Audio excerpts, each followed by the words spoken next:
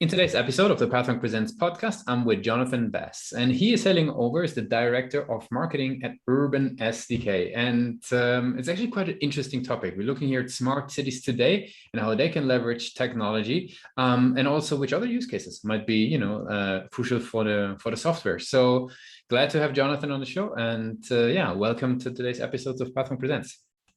Thanks for having me. I'm happy to be here. Awesome. So give us that 360 overview. What is Urban SDK all about in your own words? At its core, we're data visualization and analytics. So a lot of what we see is our product is structured in three different areas. So the main thing is people can, if they have their own data CSV spreadsheets, upload it into our platform and see it on a map instantaneously. They can also purchase data that's been transformed and enriched by our company. So we deal a lot with people working in the transportation space. And all of that data is federally compliant to reporting standards here in the States.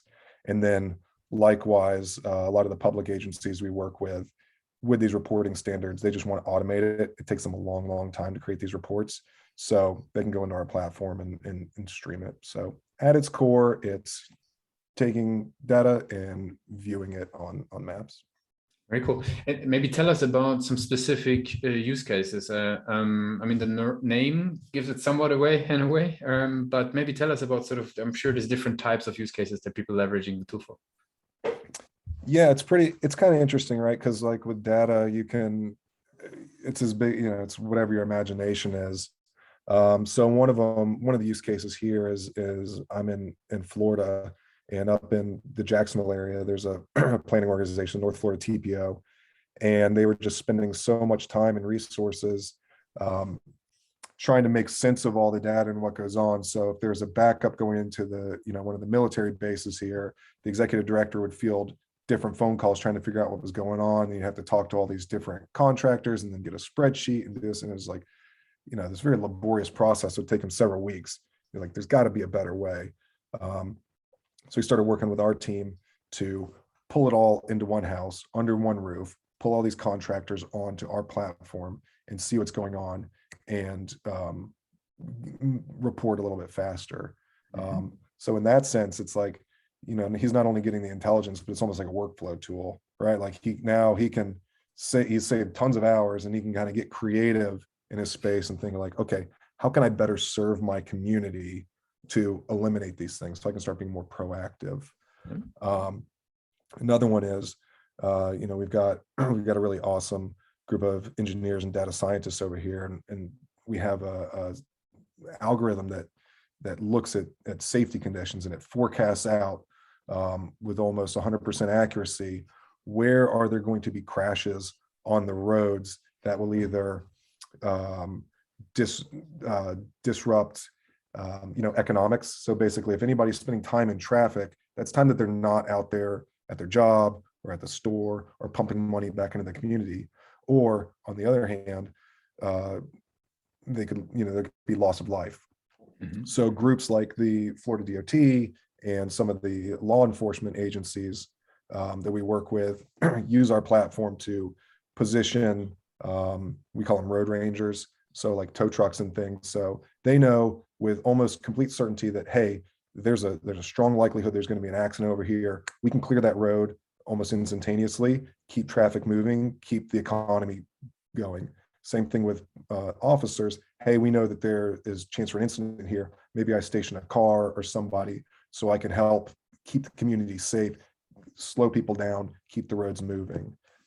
So that's another pretty interesting use case that we've seen, especially right now with with this infrastructure bill that's gone through and the billions of dollars that are going towards safety and around the country.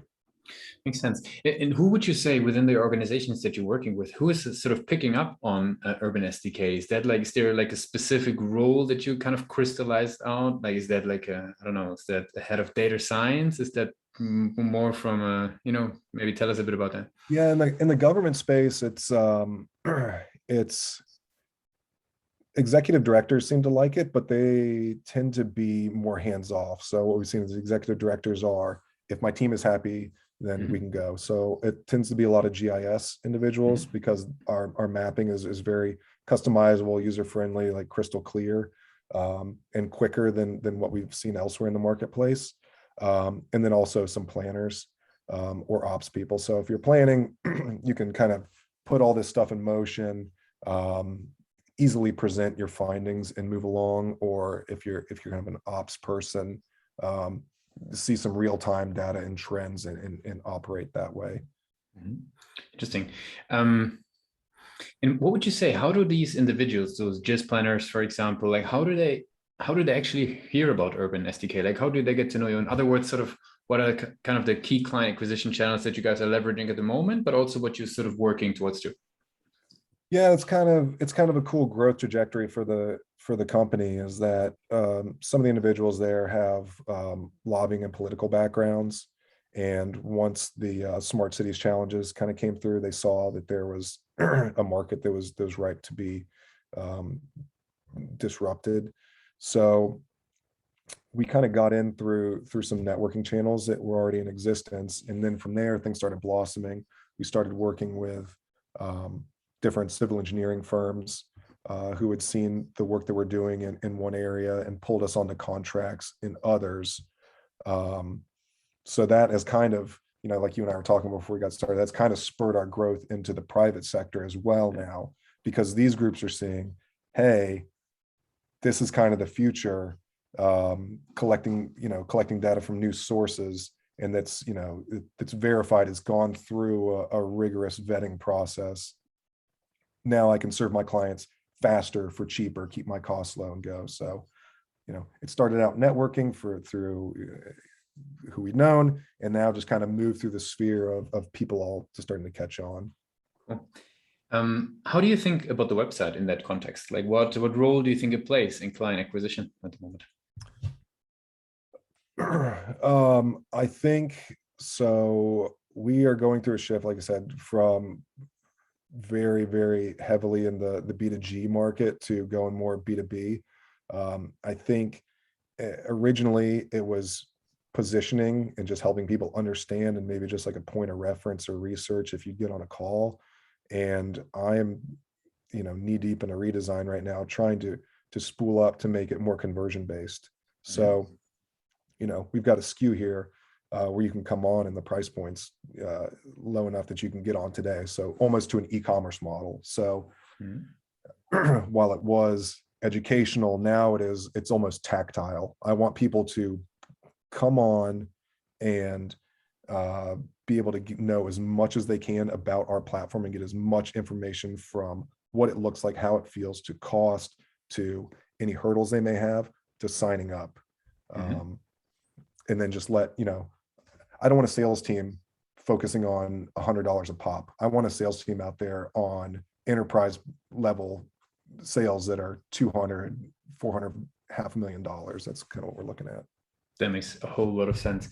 You mentioned you were knee deep in actually working on the website. Like, where do you see sort of the strength of the website? You mentioned already it's changing quite a bit. And where do you still see room for improvement? Like, where do you see the website developing towards to?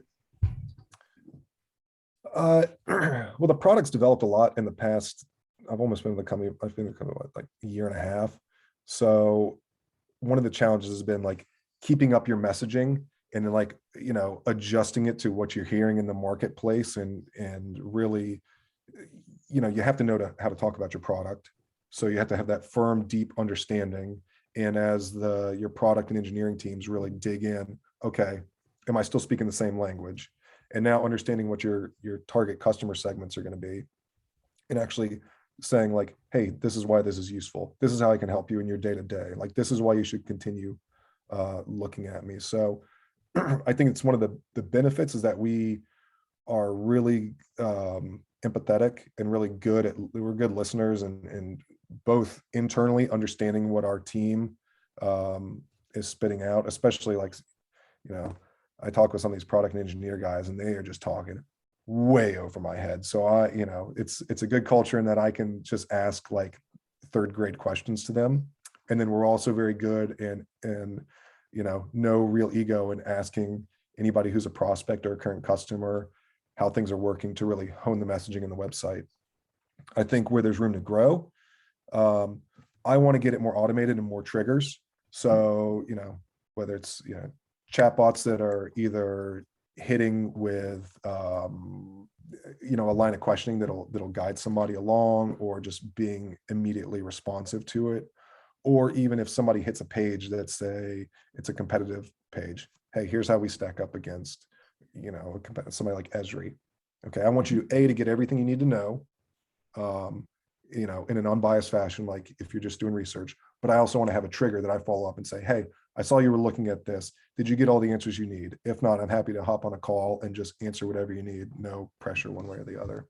Very cool. Yeah, you brought up automation and interactivity on the website. Maybe I'm curious, like it doesn't need to be for that role right now, just like over your career being in marketing and content marketing. What have you found to be like good ways to figure out why people do or do not convert? Like any tools, any methods, any approaches that you tend to sort of, work with?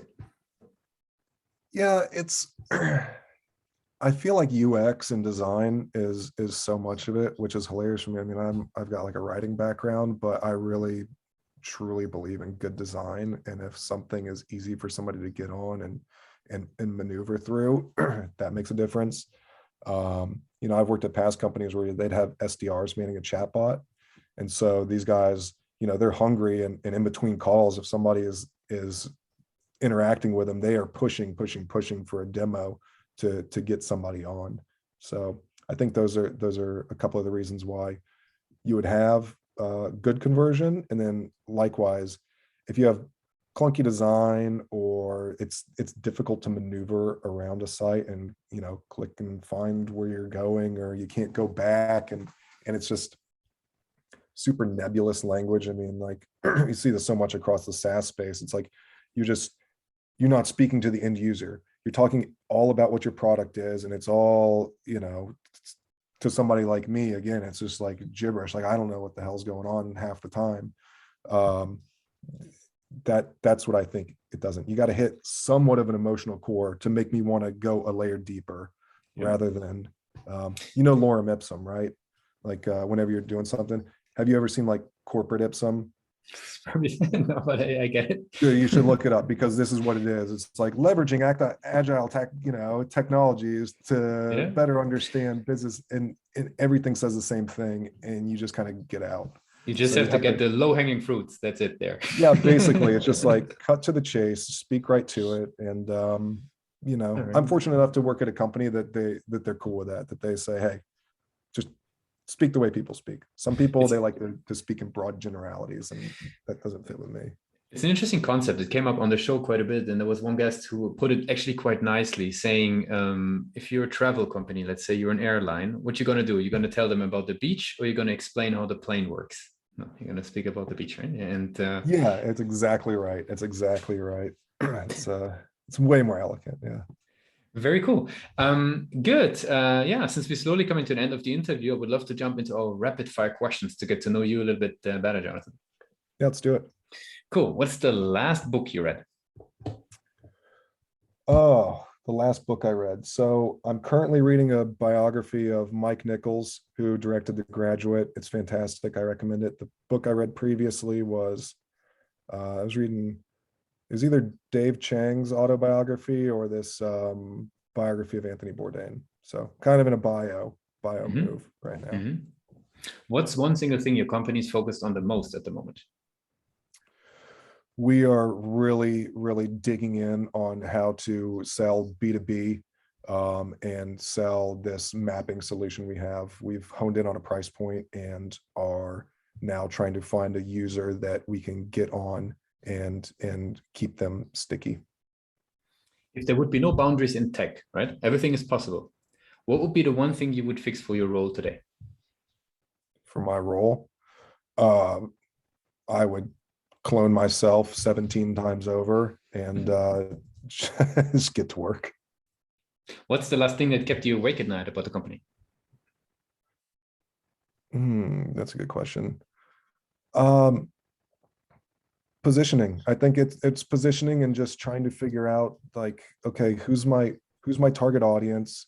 I was in this long-winded discussion yesterday about, are we selling horizontally or vertically? Am I trying to understand like a complete space like retail or real estate or whatever? Or am I just trying to sell to a certain individual, a GIS analyst that may cross the board? And, we don't, our team doesn't have enough hands right now to just dive into a niche field and become an expert and burn 30 days. So we're going to have to, go horizontally at the moment. Interesting. For the very last question, I would like to do a bit of time travel. So let's go back to the days of Johns Hopkins University, right? So a bit of time travel back to the days. And now you're heading off into your world of writing, of content, of marketing. What's the one advice you would give yourself for your career? Oh, that's a good one. Because I had an advisor at Hopkins who said, quote, "You'll back ass your way into something."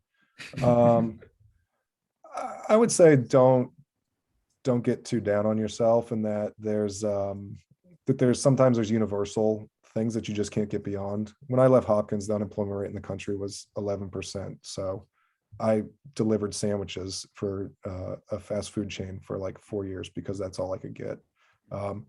Be open, have your mind open to any possibilities that may come your way. Don't get too dejected. And, you're, as an individual, you've made it this far in life based off a lot of your brain and your hard work and doing things and those core capabilities that are deep within you that have gotten you this far. They'll keep pushing you through. Very nice. Jonathan, I really appreciate you took the time with us to be a guest on Pathfinder Presents. I want to give you the very last word. If somebody would be forgetting all that we discussed about Urban SDK today, what's one thing that they should remember? One thing you should remember, we are growing like leaps and bounds. And if you have any type of needs for data or visualization, I think we're going to be emerging here in the GIS market.